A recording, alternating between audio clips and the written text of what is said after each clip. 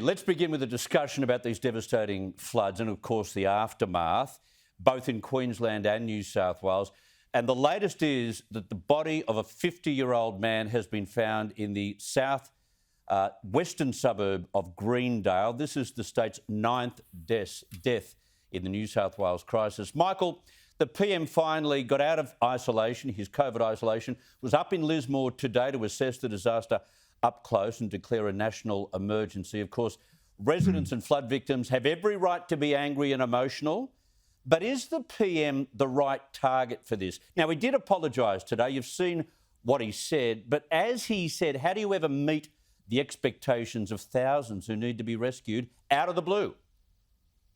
Well, it's very, very difficult, obviously, Chris, and as you said, he wasn't able to get there early because of his COVID isolation, so that's, one can't down for that.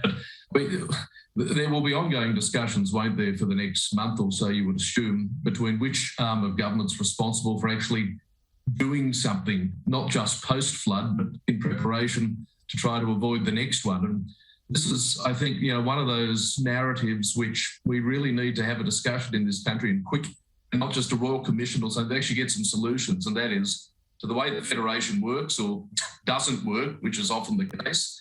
Often the federal government has certain, we assume they have certain responsibilities, which actually during COVID were found largely still reside with the states. There's a role for local council in planning permission in some of these matters. So, look, the federal government comes with the biggest sack of silver, but it's not always their role in the delivery of programs. Another problem with the Federation.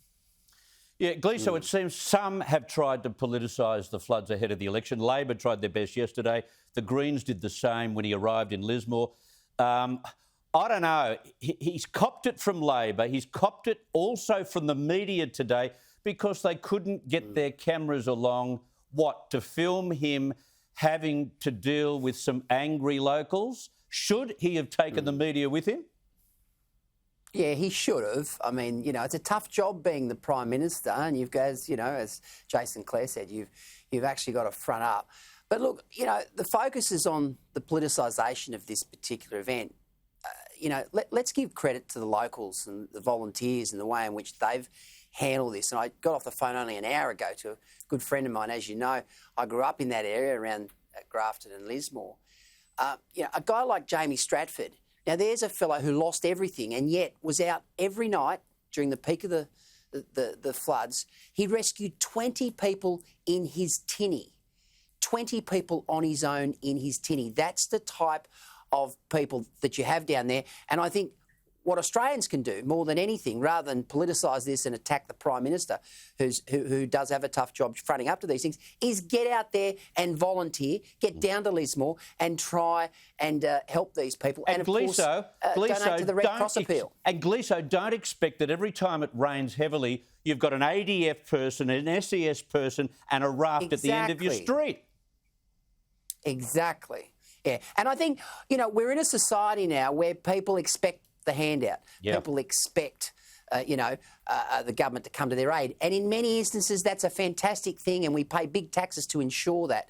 But at the end of the day, we've got to, front up and show some resilience and show some individual resilience. And these people need help. That's where other Australians, and we are a hardy lot, let's get in there and help them. Maybe we got coddled too much during the COVID pandemic, and now we expect everything to come our way straight from government.